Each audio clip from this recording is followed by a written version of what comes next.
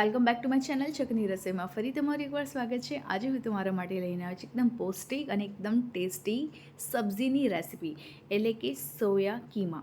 આપણે આને સોયા ભુરજી પણ કહી શકીએ છીએ। આ જે રેસીપી છે એકદમ ઇઝી છે, એના માટે મેં 1 વાટકી જેવા સોયા લઈ લીધે છે। હવે આપણે ગરમ પાણીમાં આ સોયાને મીઠું નાખીને 5 થી 10 મિનિટ સુધી આપણે બોઇલ કરવાના છે, જેના કારણે જે સોયા છે એ સોયાના ચંક્સ એકદમ સરસ રીતે ફૂલી જાય।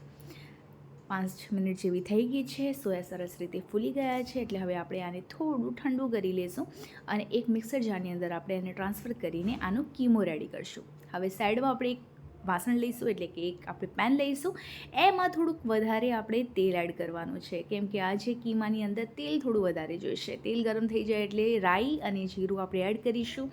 આ બંને વસ્તુ સરસ રીતે તતડી જાય એના પછી આપણે એડ કરીશું હિંગ, અને હિંગ પણ સરસ રીતે આપણી કૂક થઈ જાય છે એટલે 2 સેકન્ડની અંદર આપણે એડ કરીશું ચોપ ડુંગળી, એટલે કે પ્યાઝ, એટલે કે અનિયન। હા, હવે આપણે આને સરસ રીતે સોટી કરવાની છે, જ્યાં સુધી આનો કલર ચેન્જ ના થાય, એટલે કે ગોલ્ડન બ્રાઉન ના થાય ત્યાં સુધી આપણે સરસ રીતે ડુંગળીને ચડવા દઈશું।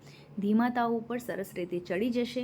થોડી વારમાં જોઈ શકીએ છીએ કે જે ડુંગળી છે એનો કલર એકદમ સરસ રીતે ચેન્જ થઈ ગયો છે, એટલે હવે આપણે એની અંદર એડ કરીશું ચોપ્ડ 1 ટામેટું।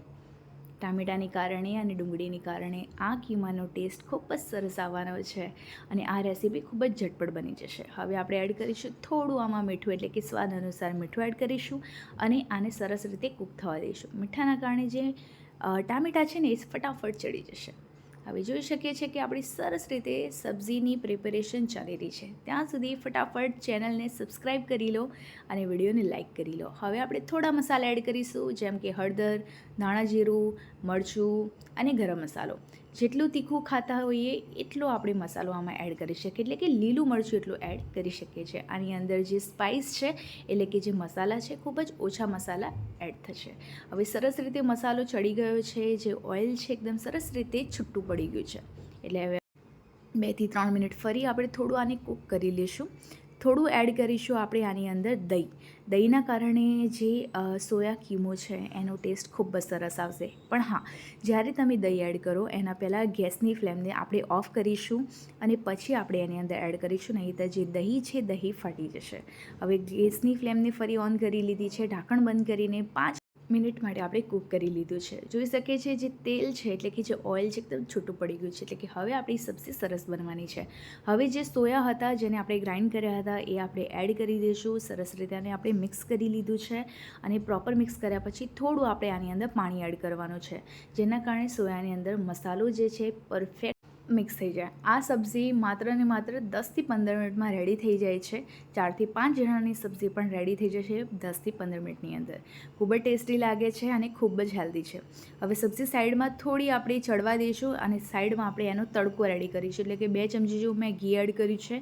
એની અંદર આપણે થોડું જીરું એડ કરીશું। જીરું તતડી જાય એના પછી આપણે થોડું કશ્મીરી મરચું એડ કરીને પછી આ તડકો આપણે સબ્જીના અંદર એડ કરી લઈશું, એના કારણે એનો ટેસ્ટ અને એનો જે કલર છે ખૂબ સરસ આવવાનો છે। હવે આની અંદર થોડું મોઇસ્ચર છે એ આપણે ક્લિયર કરી લઈશું, એટલે કે થોડી વાર આપણે આને કૂક કરીશું, જેના કારણે આની અંદર બિલકુલ પણ પાણી ન રહી જાય। હવે ગેસની ફ્લેમને આપણે ઓફ કરી દઈશું, થોડું ગાર્નિશિંગ કરીશું ધાણા સાથે અને ગરમા ગરમ સબ્જીને આપણે રોટી પરાઠા સાથે પીરસીશું। એક વખત આ મેથડથી જરૂર ટ્રાય કરજો, ખૂબ જ ટેસ્ટી સબ્જી બને છે। અને જો વિડીયો પસંદ આવ્યો હોય તો લાઇક, શેર, કમેન્ટ કરવાના ના ભૂલતા। અને હા, જો ચેનલ ઉપર નવા છો ને તો પ્લીઝ ચેનલને સબસ્ક્રાઈબ કરજો। તો હવે મળીએ નેક્સ્ટ વિડીયોમાં, ત્યાં સુધી જય શ્રી કૃષ્ણ, રાધે રાધે।